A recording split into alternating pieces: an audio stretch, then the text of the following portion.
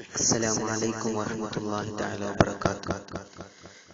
ഇമാം ഗസാലിയും മറ്റു ചുരുക്കം ഇമാമികളും പറഞ്ഞ സ്ഥിതി അനുസരിച്ച് അവരുടെ കൗൽ എടുത്തു നോക്കുകയാണെങ്കിൽ റമദാൻ മാസം എന്നാണ് തുടങ്ങിയത് അഥവാ ഒന്നാമത്തെ റമദാൻ എന്നാണെന്ന് മനസ്സിലാക്കിയിട്ട് നമുക്ക് ലൈലത്തുൽ ഖദർ എന്നാണെന്ന് കാണാൻ പറ്റും.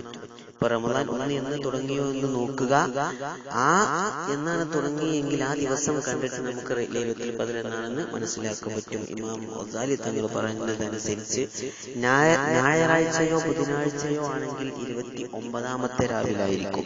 ഇനി തിങ്കളാഴ്ചയാണെങ്കിൽ 21ാമത്തെ രാവിലും, ഇനി ചൊവ്വയോ വെള്ളിയോ ആണ് എങ്കിൽ 27ാമത്തെ രാവിലും, ഇനി വ്യാഴാഴ്ചയാണ് റമദാൻ തുടങ്ങിയെങ്കിൽ 25ാമത്തെ രാവിലും, ഇനി ശനിയാഴ്ചയാണ് റമദാൻ തുടങ്ങിയെങ്കിൽ 23ാമത്തെ രാവിലുമാണെന്ന് ഇമാം ഗസാലി തങ്ങളെ കൗലനുസരിച്ച് നമുക്ക് ലൈലത്തുൽ ഖദറിനെ മനസ്സിലാക്കാൻ പറ്റും.